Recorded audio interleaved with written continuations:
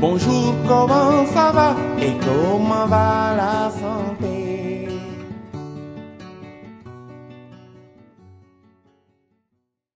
Décembre 2020 juin 2022 atu yàllaa ngi ak genn wàllu monsieur Mamadou Ndiaye nekk ci bopp hôpital Youssou Mbargane Diop bu Tëngéej mu jóge voyage ni ñun waa Kumba Lamb TV seet si woon ko ana fan la nekkoon ana lu mu indi ñu déglu ko. nuyu d'abord yéen waa Kumba Lamb TV leen sant leen gërëm di nuyu waa population Tëngéej yëpp waa Sénégal. Mamadou Ndiaye laa tudd je suis administrateur hospitalier. J'ai fait une formation bi mu mujjee def parmi mes formations waaw def naa formation ci affaire yore hôpital laa def pur et dur c'est ça à Dakar avant j'étais personnel de santé def naa ENDSS fa laa génne bu yàgg def naa école polytechnique bu ma amee bac nag def naa toute une période de pharmacie après bàyyi bu nekk médecin def yooyu yëpp xam nga dem école nationale de développement sanitaire dafa 3 ans après def école polytechnique bu Dakar def biologie médicale def 4 ans après def management de la qualité def CESAC def 3 ans def naa 2 ans sciences de gestion ak 1 an en gestion hospitalière ci tënk ci njàng pour être là loolu def naa ko mais jaar naa direction des établissements de santé ministère def naa fa 4 ans def naa 2 ans dem nekk sa chef de service administratif financier hôpital Ndioum ñëwaat defaat 2 ans en 2015 dañ ma njëkk a nommé directeur d'hôpital à Ourossogui de 2015 de janvier 2015 à décembre 2020 ça fait 5 ans ci lañ ma affecté fii à Youssou Mbargane donc décembre 2020 mais hôpitaux yi moom hôpital rek laa xam ci laa mos liggéey depuis bi ma ciy liggéey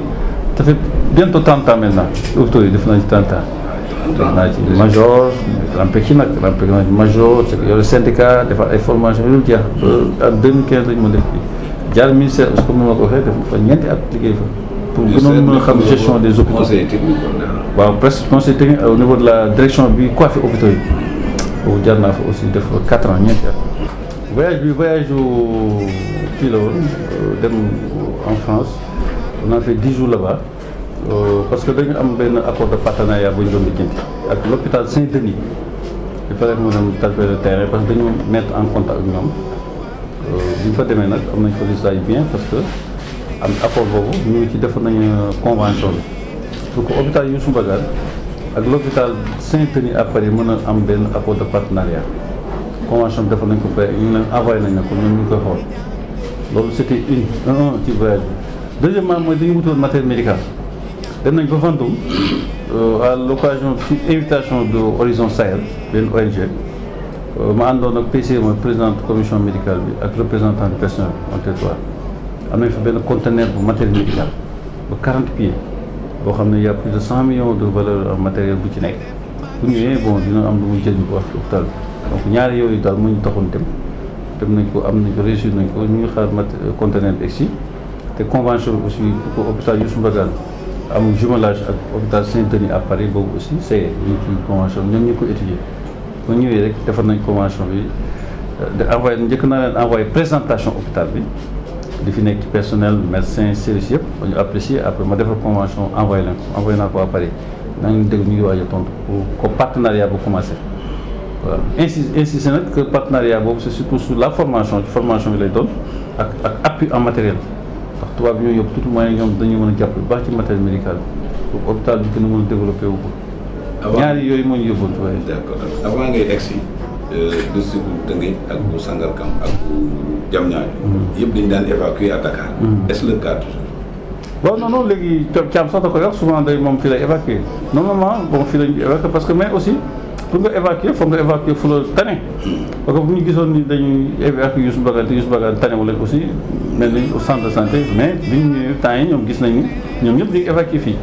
parce que li ñu wuti Dakar am na fi maintenant meluñu à 100% comme hôpitaux yu magul Dakar yi ndax ñun sax foofu la ñuy évacuer mais bu ñu gisee ni li ñuy wut Dakar am na fii la ñuy yem ndax ci carte sanitaire bi sax ñoom fii la ñu war a évacuer te loolu ñu ngi koy def bu baax et puis alhamdulilah hôpital bi ñu ngi ci góorgóorlu ci yenn prestation yi parce que actuellement nii am nañ orthopédiste benn loon am nañ ci ñaar cardiologue benn loon am nañ ci ñaar léegi radiologue amuñu ko woon benn loon ku fi doon def prestation léegi am na ñaari médecin radiologue aussi ce qui fait que développé wu na bu baax et que spécialité yi ñu doon wuti fële ñu ngi koy def. bon yaa ngi fi ñëw en décembre 2020. bi nga ñuy promettre dans 6 mois. population yi dinañ gis changement est-ce que changement bi mën nañ ko. waaw ñu ngi ci yoon bi mais retour yi may am. gars yi ñu ne am na toujours changement. dama ne am na changement à 100% mais des na parce que pareeguñu gis nga chantier pareegul. gis nga bële au fond Eiffage moo ñu ci jàppale maa ko demoon diggante ak ñoom ba ñu ngi koy liggéey ba mois prochain lay pare boobu parce que amuñu woon accueil li ñu amuñu woon service d'urgence li fi ma fekk du service d'urgence ci laa toog sama tante seet entreprise yëpp topp waa Eiffage ba ñu accepté ko ba commencé ko liggéey depuis plus de 6-7 mois léegi mu pare mois prochain daal lay pare boobaa nañ gis ni urgence bi ñu am léegi ak urgence fi nekkoon wute na urgence ba fu mu jógee tamit gis nga na mu meloon ak defaraat nañ ko complètement à l'entrée à gauche boo dugg si hôpital sa càmmoñ ñëpp xam nañu bâtiment bi defaraat nañ ko normalement d'ici 1 à 2 semaines maximum pédiatrie war na tuxu foofu réhabilité nañ maternité xaw ma ndax dem ngeen maternité defaraat nañ ko cabine maternité defaraat nañ ko voilà réhabilité nañ ko ensuite espace vert bi ma waxoon ñu ngi commencé sax pavage yi parce que dañ doon defar assainissement bi dañu tabax un nouveau réseau d'assainissement bi feeñu ne li fi nekkoon bi bokkul léegi dañu ñëw suñu paree après dañuy pavé ci kaw donc pax yooyu ndox yu doon ball yooyu ci yenn coin yëpp dootu fa gisati waaw yooyu aussi réalisé nañ ko léegi mu sotti incha allah. on se rappelle que aussi amoon nga benn docteur bu ñuy wax monsieur Diallo. enveloppe xam nu ngeen ko tuddee. monsieur Diallo docteur Diallo. docteur Diallo amul docteur Diallo boo fi indiwaale woon. waaw daal docteur Ba aussi docteur Ba mooy deuxième orthopédiste bi benn commandant bu ma jëlee Diacho parce que julu ba rek moo fi nekkoon julu ba day dugg yenn saa yi opéré su génnee commencé consultation donc mën nga fi ñëw le matin toog ba 20 heures suñu soog la gis parce que malade daan nañ toog moom fii ba 21 heures dem nañ wër nañ Dakar partout ba gis nañ beneen orthopédiste docteur Ba ko jàppale léegi comme ça moom su kii duggee bloc kii nañ ci consultation te loolu c'est important parce que population yi ñoo ko moom parce que population yi toogaay bu yàgg bi dootuñu ko toogati yooyu yëpp c'est des avancées cardiologue yi benn la woon léegi ñaar la ñaari cardiologue ñu fi am donc service day fonctionne c'est tous les jours maintenant parce que am na jour boo xam médecin bi daan def écho de consulter ndax moom benn rek la woon mais léegi consultation y en a tous les jours cardiologie radiologie aussi y a tout le temps un médecin radiologue qui est là amu fi woon benn médecin moo daan ñëw yenn ngoon yi 3 fois ci semaine bi def prestation parce que il est assistant à la fac bu mën a tout le temps ñëw léegi nag état bi envoyé woon nag këtt naa topp ba ñu envoyé ñu beneen deuxième médecin radiologue docteur Méli mu ngi fii ci bureau di def rajo yi en même temps maintenant commandé nañ aussi matériel buy soog a ñëw dépouillement bi rajo bi léegi mu baax d'ici semaine prochaine jël na temps nag mais xam nga dañuy tële dem jënd nii comme boutique di santé yi mënuñu ko parce que il faut nga dawal marché ñu dépouiller xool kan moo gagné c'est fait nee nañ ma sax technologie moo gagné léegi mu indi numériseur boobu nag dafa cher ça coûte plus de 20 millions mais am na ku gagné marché bi il va livrer rek rajo bi dootuñu am problème rajo bi nga fi dégg coow bu yàgg ba rajo li ci des am na amplificateur de bruyance boo xam ne médecin orthopédiste aussi ñu bëri daal ñu leen mën a opérer fii parce que amuñu woon appareil boobu dañ leen daan yóbbu Dakar léegi fii lañ leen di opérer suñu installé amplificateur bi ndax ku ñëw mën nañ la gis ce qui fait que malade yu bëri dañ leen daan évacuer parce que amul matériel boobu matériel ça coûte nag ay 60 millions aussi moom aussi mu ñëw am na ku dépouillé ba am na ku gagné SSM lañ ma wax ñuy commission de marché SSM lañ wax léegi ñu commencé ñëw donc y a le fait aussi que ak échographie bees tàkk pour la maternité les sages-femmes boobu aussi mu ngi ñëw ak yeneen petit matériel yu bëri tout ça c'est commande bu mujj parce que docteur Miri am na écho donc cardiologue dañuy def écho am nañ commande nañ machine bees tàkk pour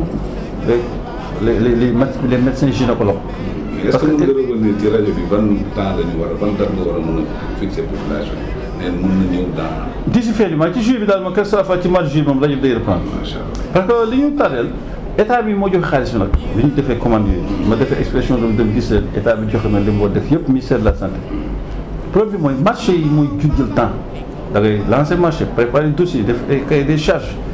def ko te fi mu ne nii kii dépouillé xam nañ ko mais mënul livrer nii parce que dañ ne fi ngay dépouillé ba xam kan moo gagné ak fi ngay koy autorisé il faut nga toog 1 mois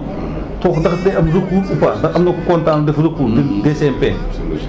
su 1 mois yi nag xam nga léegi mu jeex su jeexee amul recours ñu def ko bon de commande nag ne ko mën nga déposer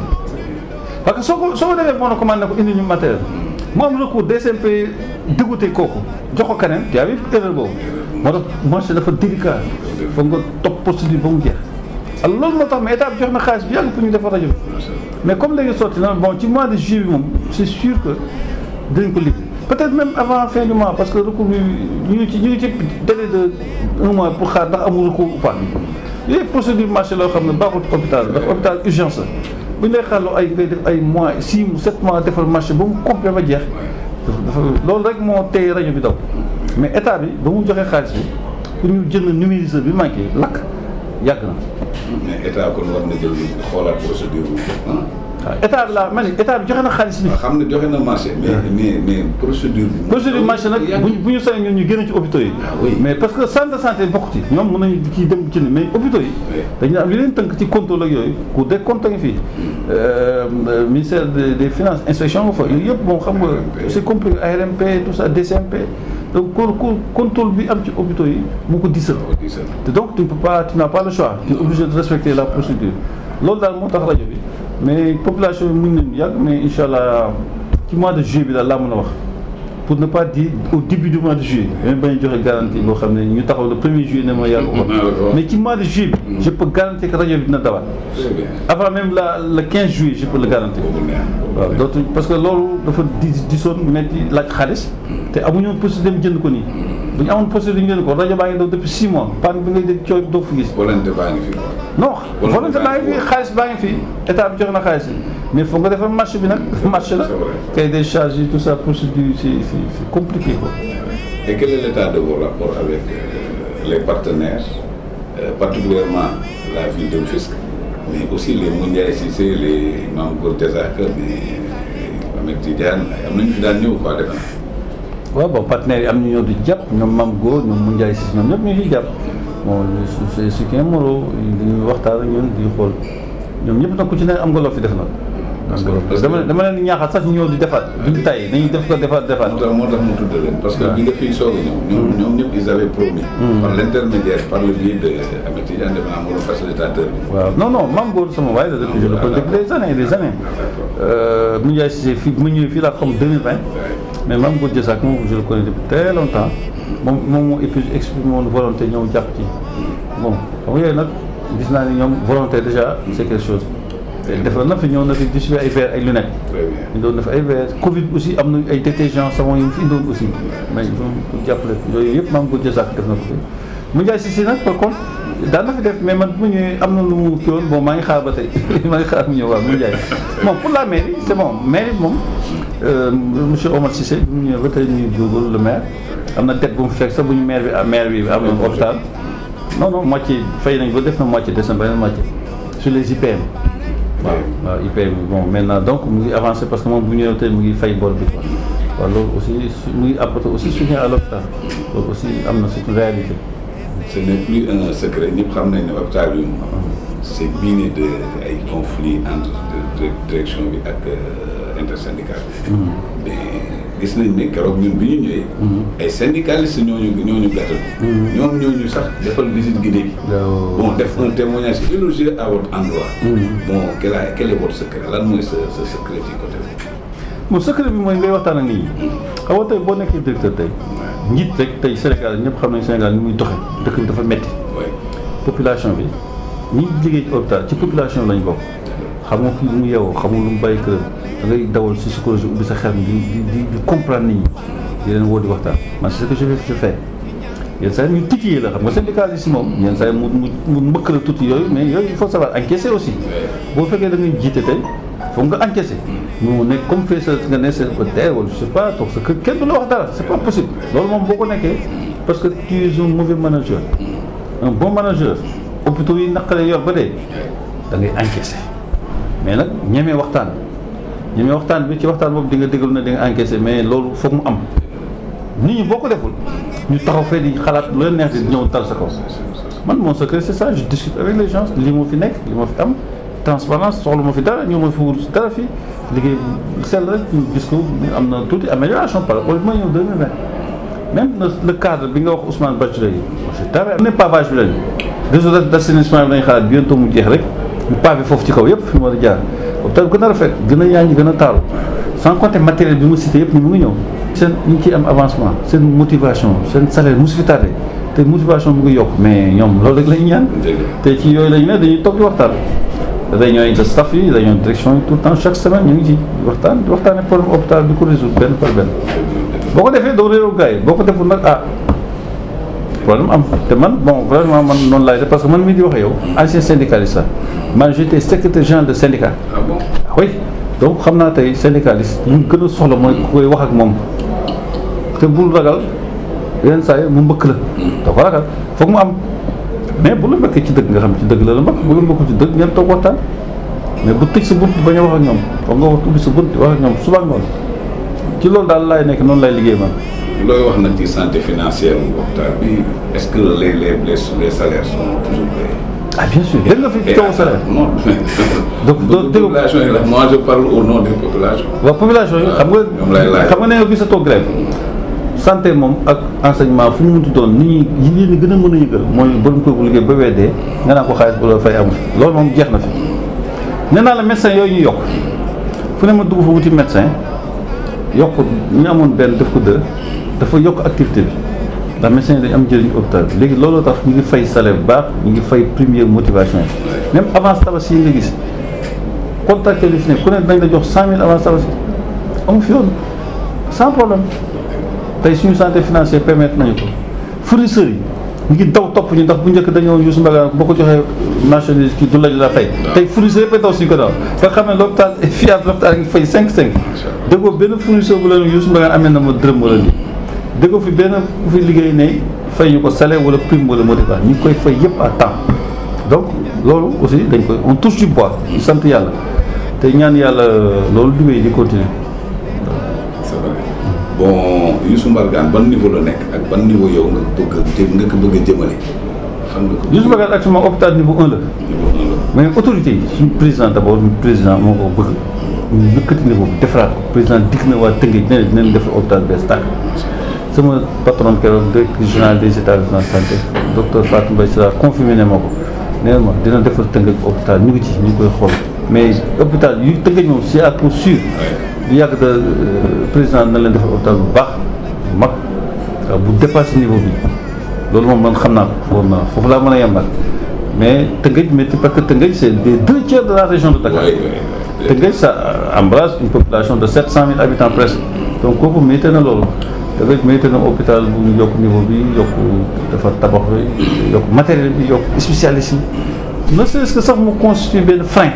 pour hôpitaux yi jógee ci région yi dañu dugg Dakar ci hôpital bi ñu yem mën a yem fii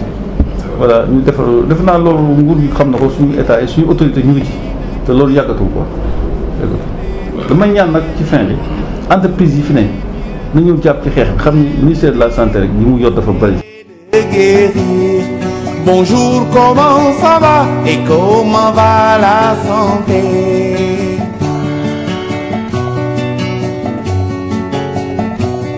Nanga def maa ngi fi rek et comment va la santé?